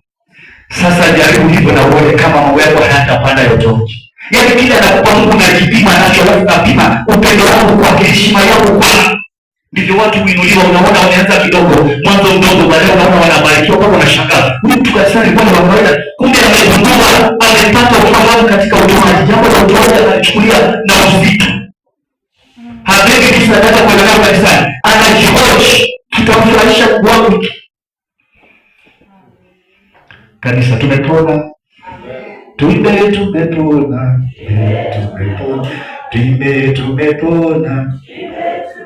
Mbona wengine hawajapona? Bwana Yesu asifiwe. Lakini tutapona polepole katika jina la Yesu. Bwana Yesu asifiwe. Kwa hiyo kanuni 3 ambazo Mungu anaziangalia katika utoaji wako. Anasema kila mtu na atende kama alivyokusudia. Kwa hiyo kama nilikuwa 500 vile nilikusudia, nikiona nilivyokusudia nikamwongeza Mungu 100 kwa sadaka yangu, fine. Vile nilivyokusudia nimempa 50 tayari, ataki nitaongeza 50 nyingine ile alivyokusudia. Wangoja manabii waje na chuma. Na roho wa Bwana ananiambia kama kuna mtu atatoa kwa ajili ya ujumbe ambao nimehubiri, kuna baraka ambayo itashuka kutoka kwa Mungu. Na yeye Mungu anaenda kukuinua, anabadilisha maisha yako. Nasikia kutetemeka na wasiwasi unatoa. Pigia Yesu makofi. Unavijua hata hivyo kuhubiri hivyo. Sio na vijua. Kwa Yesu asifiwe. Ili Biblia inaweza kutoa mtu yote kwa njia zote. Basi Bwana anaona. Bwana Mungu anaona. Bwana Mungu naona kuna kitu kifanya sana. Bwana mmoja. Atoa mwenyewe ndio. Bwana Yesu asifiwe. Lakini baadaye tunaona utamani wako. Sasa ukipata tena wakati mwingine kila mtu anatenda kama alivyokusudia. Si kwa kulazimishwa, ni kwa furaha.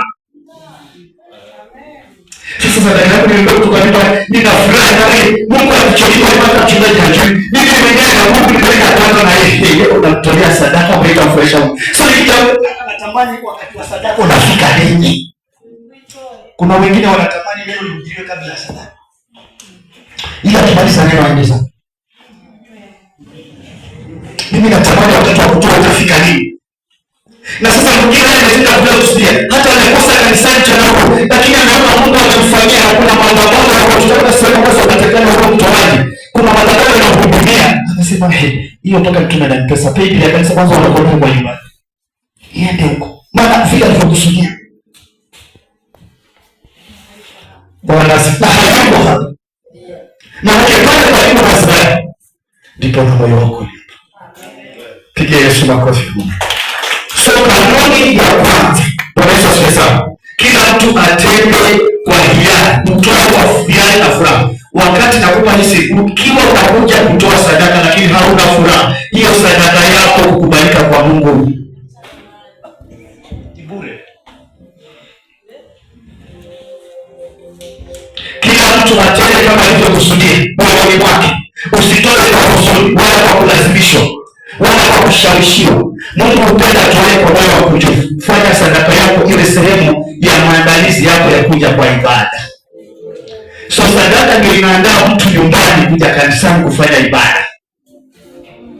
Ifanye sadaka hiyo, sadaka inamsukuma kupeleka katika nyumba ya Bwana. Unasikia hata una sababu. Na Mungu huwa hana deni na wewe. Kama ukupata wiki nzima, yeye hana shida. Anajua ukupata. Lakini si tabia yake kwamba ukose kizi. Bwana Yesu asifiwe. Amen. So kanuni ya kwanza, toa kwa hiari na kwa furaha. Kanuni ya pili tunaisoma katika Warumi 12:1-2. Warumi 12 mstari wa kwanza ndio wa pili. Warumi 12. Romans chapter 12 verse 1-2, naweza kutusomea? Basi ndugu zangu, si ndio neno ndugu tulielewa jana ni Wakristo waliokoka. Paulo anatusia sema ndugu zangu na wasi kwa huruma zake Mungu. Itoeni miili yenu iwe dhabihu iliyo hai, takatifu, ya kumpendeza Mungu, ndiyo ibada yenye maana. Pigia Yesu makofi. Bwana Yesu asifiwe sana. So kanuni ya pili ya utoaji, toa kwa kujitoa na kwa kujidhabihu. Kufika kwa kanisani ile umejitoa kwa ajili na inamwabudu Bwana. Nimejitoa na mali yangu, nimejitoa na mapato yangu, nimejitoa na baraka ambazo Bwana ameziachilia juu ya maisha. Sasa mimi mwenyewe nimejitoa. Ikiwa mwenyewe umefuata kanuni ya kujitoa, hakuna uongo katika kutoa. Maana umejitoa kama dhabihu. Tutakuja tuone hapo mbele kujidhabihu, kujidhabihu kweli. Ndio tutaelewa maana ya sadaka inaitwa sadaka ya dhabihu. Tutaipata hapo mbele, sitaiongelea sana hapa. So kujitoa kwa Mungu binafsi kama dhabihu. Wewe mwenyewe binafsi, Paulo anasema itoeni miili yenu kama dhabihu iliyo hai, takatifu. Na ndio ibada yenye maana inayopendeza Mungu. Bwana Yesu asifiwe sana. Kujidhabihu kuna mambo mawili. Jambo la kwanza, inaachilia imani yako kwa Bwana. Hata kile kidogo ambacho unapata, unamwambia Bwana asante kwa hiki kidogo ambacho nimepata kwa wiki hii. Asante kwa hiki kidogo nimepata kwa mapato yangu. Maana Bwana hiki ndio umenifungulia njia. Inaongeza imani yako kwa Bwana. Sioni hofu, sioni haya kuweka na hiki kidogo nilichonacho. Maana hiki ndicho nilichokipata. Mimi mwenyewe nimejitoa na kujidhabihu mbele za Mungu. Huna hofu mbele za Bwana. Inakupa imani ya kusonga mbele za Mungu. Kuna wengine hata wanasema hawaendi kanisani, mimi sikupata sadaka. Sasa itaenda sadaka ndio, yaani ni msomi wa maandiko anasema Mitume 6:6 anasema usiende mbele za Bwana mikono mitupu. Maana najua wiki haikuwa na mikono mitupu, na mikono mapili na mikono mitupu. Bwana Yesu asifiwe. So kujidhabihu ina mambo mawili, inaachilia imani yako kwa Bwana, na pili inaachilia upendo wako kwa Bwana. Na hicho kidogo kilichonacho unasikia kumpenda Bwana kwa hicho, maana unamwamini kwamba ana uwezo wa kufanya zaidi ya hiki kimefanya. Na ndio maana tunakufundisha Wakristo juu ya fungu la 10. Fungu la 10 mara nyingi si rahisi kuwa kiwango fulani. Huwa kinapanda, lakini kinashuka, hakifanani. Hata kama unafanya kazi ambayo umeajiriwa, Bwana amesema pata ufahamu kwa mapato yako. Si kazi yako unafanya kwa ajili ya peke yako ndio fungu la 10. Kuna mapato mengine unapata. Kuna biashara kidogo unapata. Bwana Yesu asifiwe sana. Kuna mtu anaweza tokezea mahali akakubariki pesa kitabu amempatia 200. Wewe ni mapato unayopata katikati ya wiki. Ndio maana bahasha ya fungu la 10 mara nyingi haitakikani iwe kanisani, ni wewe nayo mwenyewe. Maana chochote kinaweza kutokezea kabla ya Jumapili. Ukiwa mwaminifu kile umepata dunia na weka hapo bahasha. Nimebarikiwa na shilingi 50 ni za Mungu, weka hapo. Nikifika Jumapili nafurahi katika kanisani, maana kuna kitu Bwana amenifanyia. Bwana anaangalia mtu kama huyu, na nakwambia utakapofanya hivyo maisha yako yatabadilika. Nakwambia utashangaza na Mungu vile atakufungulia milango. It's very simple. Bwana Yesu asifiwe. Haleluya.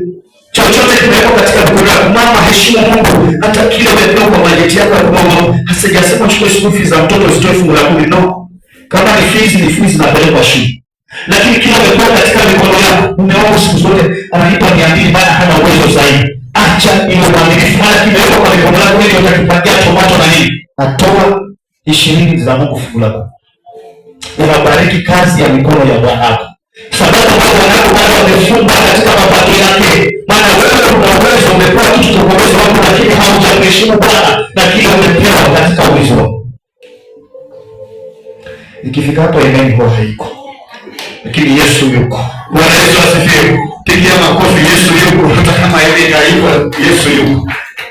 Pata ufahamu katika mapato yako yote. Tunaambiwa katika Mithali 17, pata ufahamu katika maeneo yote ya mapato yako. Usiangalie mlango mmoja. Mungu ni Mungu ambaye anafungua njia nyingi za mapato kwa watu.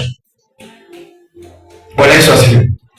So Selemani alimtolea Mungu kwa upendo na kwa dhabihu.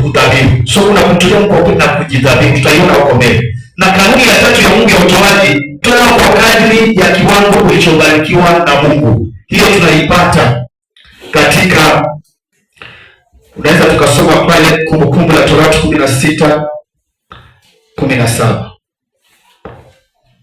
Kumbukumbu la Torati 16:17. Itusaidie.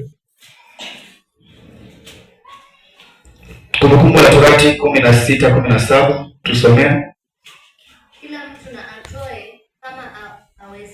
Kila mtu na atoe kama awezavyo kwa kadri ya baraka ya Bwana Mungu wako alivyokupa. Sasa nina haja ya kukueleza zaidi. Kanisa, Wakristo, ndugu wetu, wapendwa, watakatifu wa Mungu. Bwana, jana nilitoa majina hapa yasiyo ya kawaida. Watakatifu, wateule, watu wa njia hii. Sinaongea na watu wa njia hii. Bwana Yesu asifiwe sana. Bwana Yesu asifiwe. Hapa tunaambiwa ilianza hata Agano la Kale, hakulazimishi mambo ya kutoa. Bwana Yesu asifiwe sana.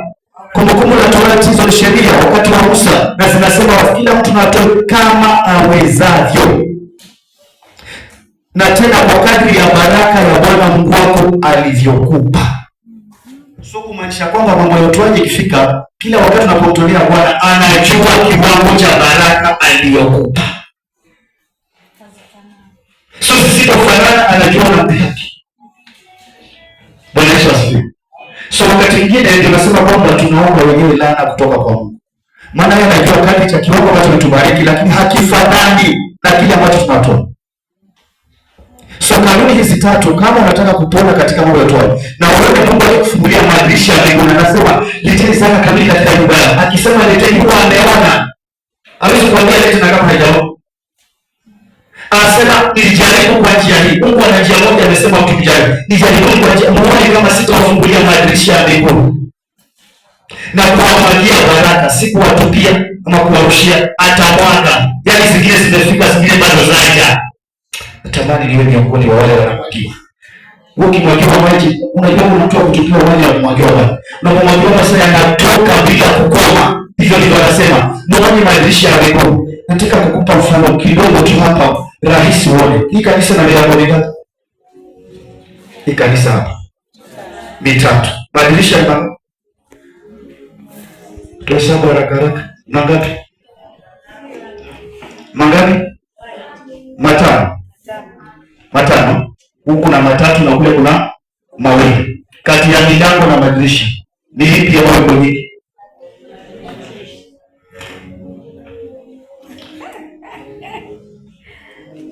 Sasa Mungu ana vingi vya kutuachilia. Anasema milango haiwezi kukuzuia. Maana mnaweza kusukumana hapa, lakini mimi nitakuwa naingiza na madirisha. Anasema sitatumia milango. Kutoka mwaka jana wanafungua mlango. Allah hujafunguliwa mpaka sasa. Anasema na njia yake ataachilia kwa madirisha. usiachilie mahali hapa kwa madirisha. Hata shetani akisimama mlangoni anaona na upako, Bwana hajazuiliwa kwenye madirisha. Madirisha lazima yatafunguka. Hata tukitoka hapa mtu mwingine anasema kwamba mkiwasefu wacha tufunge tu milango. Wakati mwingine madirisha huwa hayafungwi. Kiwa na grili kama vile tunachopeti ndani si mpaka anaendaje ndio aingie. Lakini kama ukiwa wazi, yeye mtu anaweza kupita naye. Ndivyo hivyo baraka zako zaweza pita naye, yeye anaweza pita naye. Amen. Mjanielewe. Anaweza kupita naye chochote, anaona kiasi yoyote anaweza kupita na kutoka na chochote. Lakini dirisha kama anang'ane. Shumani kianza kuamka sasa, kwa kama anang'ane dirishani. Sasa hapo mahali pale anang'ane huko ndio anatumia njia sasa. Si abadilishe kwa leo, dirisha zitumie amwake. Tena nasema anamwaka, siku anamwaka. Yaani ingine kwa kichwa kingine na kuka huko. Yaani hii haijaisha nyingine imefika. Si nichukue na watu na nini jaribu. Nitawamakia baraka. Yaani zitakuja mbele, zitakuja kwa mgongo, zinakuja chini na anamwaka. Bwana Yesu asifiwe. Tumezijua kanuni tatu za utoaji. Toa kwa hiari na furaha. Utoaji wa sadaka hauanzi ukifika hapa kanisani unaangalia kuchia hapo kitu kimebaki na mapeni mangapi. Maana umechukua zile mabaki za wiki ndio hizo mtoto. Kwa watoto wetu nao tumewafunza hivyo hata hawanakosa bado. Maana watoto wanazoea kuwa watu wanakuwa na tabia mbaya. Maana kile tunawatolea tumewazoesha. Mtoto anakuwa daladala. Hata hakuna siku hata moja mtoto umempatia bonti anaenda shilingi 50 akatoe kanisani. Anaona hakuna seriousness katika wazazi wao mambo ya utoaji. Na mtoto mrefu sasa wakikua kila wakubwa mambo ya utoaji hayana maana kwao. Ndio maana wewe sahihi hayana maana uliinuka. Bwana Yesu asifiwe. Wewe kwanza pia hata watoto wako wapatie kitu cha thamani. Hata washangae familia hapa amenipa noti. Kumbe na mambo yako serious. Mtoto anaanza kuandika kwa akili yake kwamba it's not business as usual. Jaribu kuomba watoto wako kitu kizuri ya watu wale Bwana. Bwana Yesu asifiwe. Amen. Naamini kanuni tumezishika zote, si ndio? Amen. Tuingie katika sababu za utoaji. Naita hii. Kwa sababu 6 za utoaji. Kwa nini utoe? Bwana Yesu asifiwe sana. Kutoa nimesema jambo la kwanza na narudia kwamba nimeongea mambo mengi ya upendo na nini, lakini kutoa ni ibada kwa Mungu, unaabudu. It's a form of worship. So kutoa huwa ni ibada.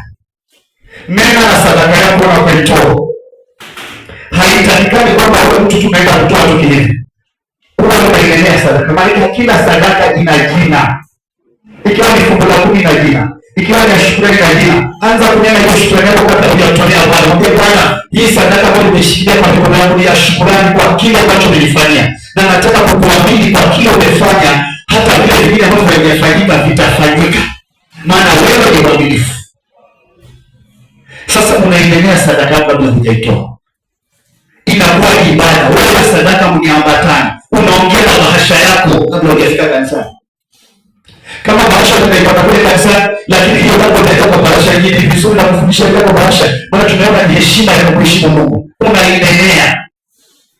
Ikija ifika hapa mchungaji kumalizia tu, baraka zipatilizwe, zingizwe zaidi kati. Lakini wao wenyewe unaendelea. Maana wewe ndio unajua imepatikana kwa njia gani.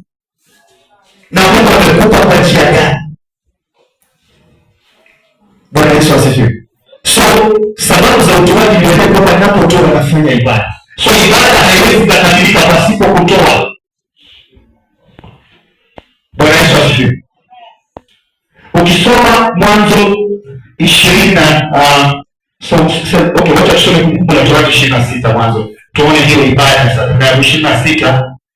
Wapendwa tunabarikiwa. Tunapokea mafundisho. Amen. Ama naenda peke yangu. 26 mstari wa 12 na 14 unasema hivi. Sikiza vizuri. Mstari wa 12 na 14 26 Kumbukumbu la Torati 26.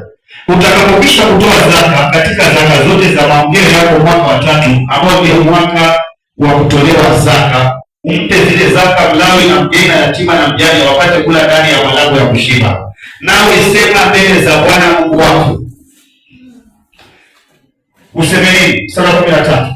Vitu vilivyo vitakatifu nimeviondoa katika nyumba yangu. Tuko pamoja wote? Huu mstari wa 13 nilisomee mwanangu. Mstari wa 13 nasema nawe sema mbele za Bwana. Nawe sema mbele ya Bwana. Sema mbele ya Bwana Mungu wako. Vitu vilivyo vitakatifu nimeviondoa katika nyumba yangu. Nami nimewapa mlawi na mgeni na yatima na mjane kwa mfano wa maagizo yako uliyonihusia yote. Sikukosa maagizo yako yote, wala sikuyasahau. Imagine how beautiful it is. Sijui kama unaipata tunatikika. Yaani zaka yako ile sadaka yako ile ni zaka ni fungu lako. Unaendelea kule nyumbani. Maana unaambiwa sema hivi mbele za Bwana. Nimeviondoa vitu vitakatifu katika nyumba yangu.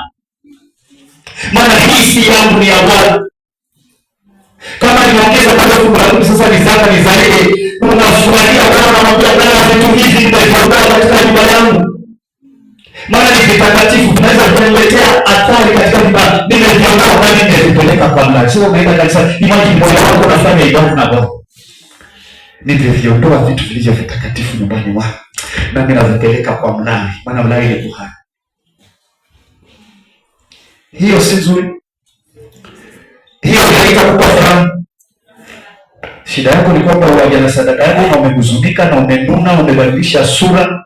Sura ni ngumu, inakaa kama ngumu. Ukifika kanisani una furaha, kaambia Bwana sifiwe. Umelani, hukunena chochote juu yake. Sasa furaha ikapatikana wapi? So unafurahia kwa ile viongozi vitu vitakatifu.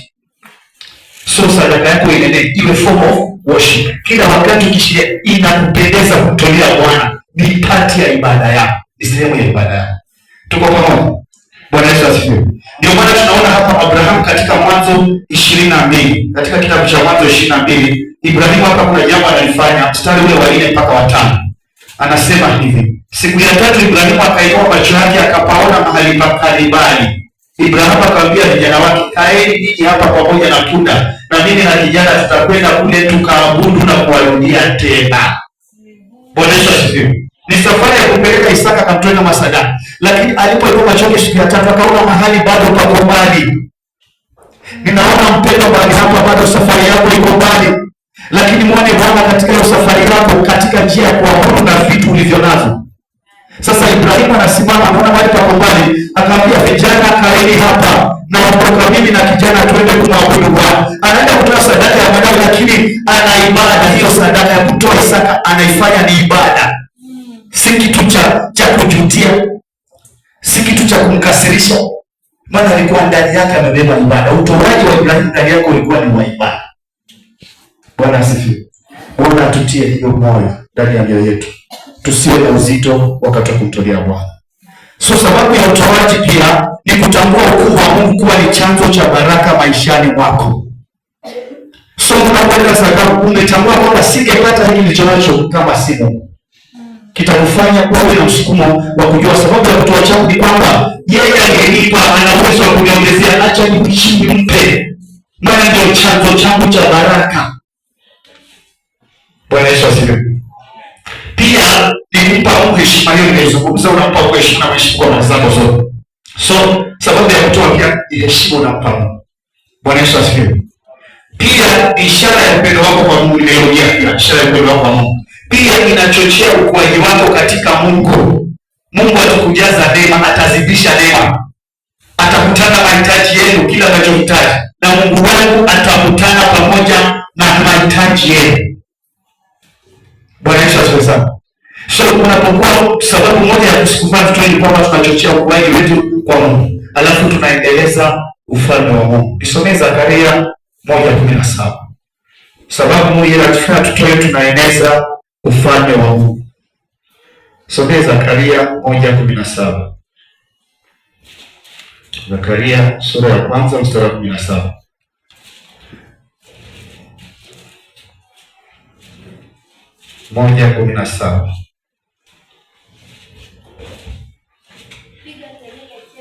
Piga kelele tena na kusema, anasema hivi, miji yangu kwa kufanikiwa itaenezwa huko na huko,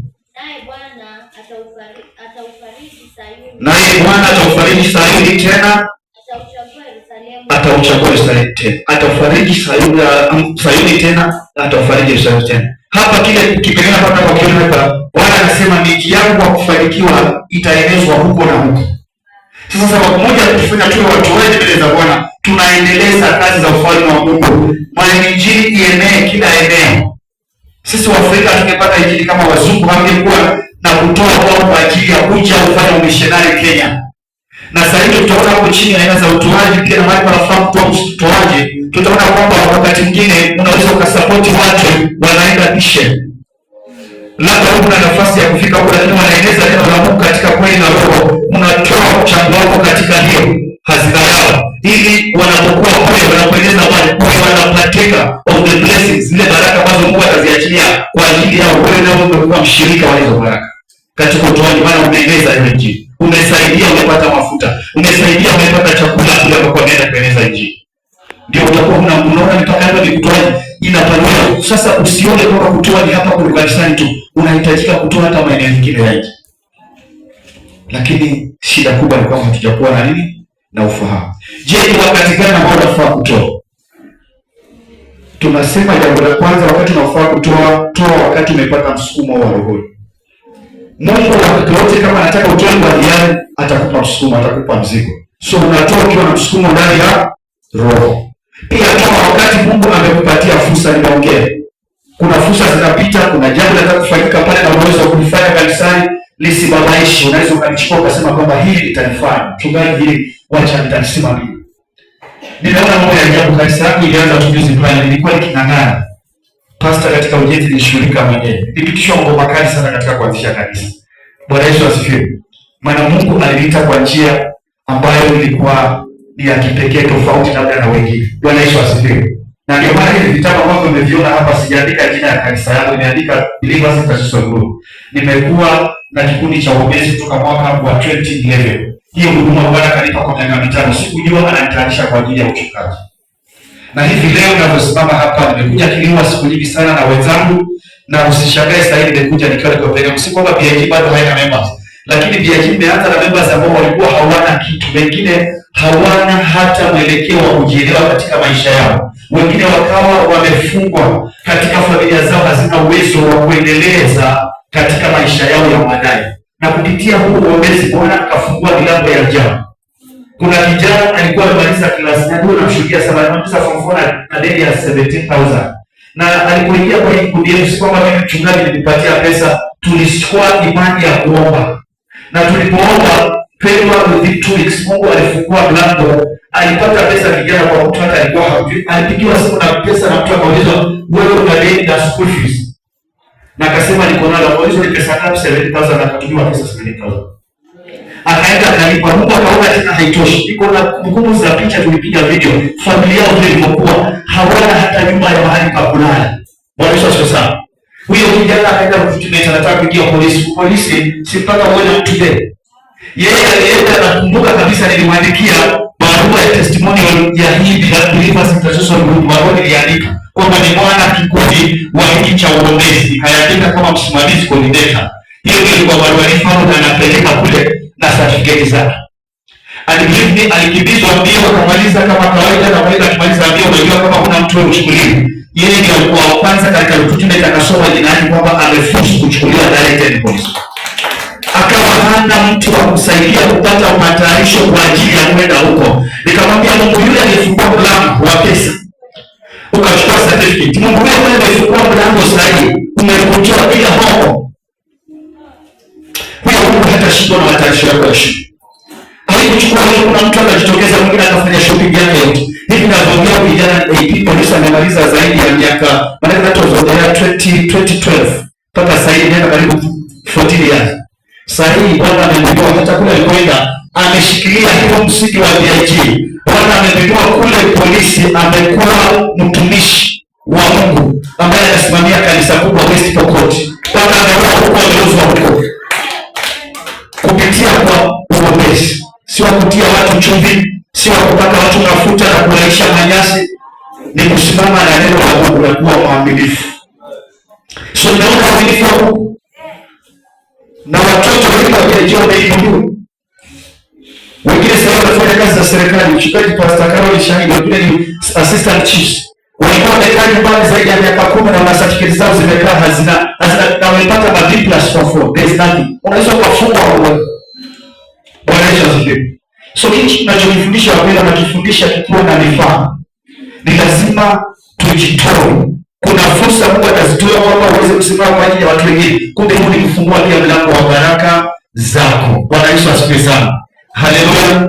So hapa tunaona mambo makubwa ambayo Mungu anazungumzia kwamba wakati Mungu ametoa fursa tunaweza tunatoa pia wakati wa kila ibada, maana Mungu anasema katika Kumbukumbu 16 kwamba tusije mbele za Mungu mikono mitupu. Kumbukumbu 16 nasema tusije mbele za Mungu mikono mitupu. Na pia wakati gani unafaa kutoa? Hii ya nini usikilize vizuri. Unatoa pia wakati hauna cha kutosha kwa moja na unachotarajia kwa Mungu. Sasa hapo nataka unisikie vizuri sana.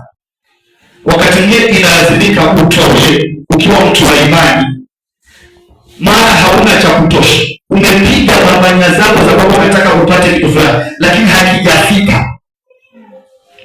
Na unasikia kwamba ni kama umekwama. Namwambia Mungu, hiki ndicho umenipa lakini bado hakitoshi na kupa wewe. Inategemea na imani yako. Kama imani yako ni kubwa, unaweza chochote ukakitoa kwa Mungu. Ama ukasema nachukua sehemu ya hiki ambacho hakitoshi Bwana anakupa. Ndivyo ilifanyika kwa yule mama aliyekuwa mjane. Anakutwa na koti ya unga na chupa ya mafuta. Anataka kujidika, anataka kujifikia ale na so yeye alichokuwa nacho kilikuwa hakitoshi. Hakina njia ya kumsustain maisha yake mbele. Lakini akaamua kutoa kwa Bwana. Na alipotoa, unga haukukoma.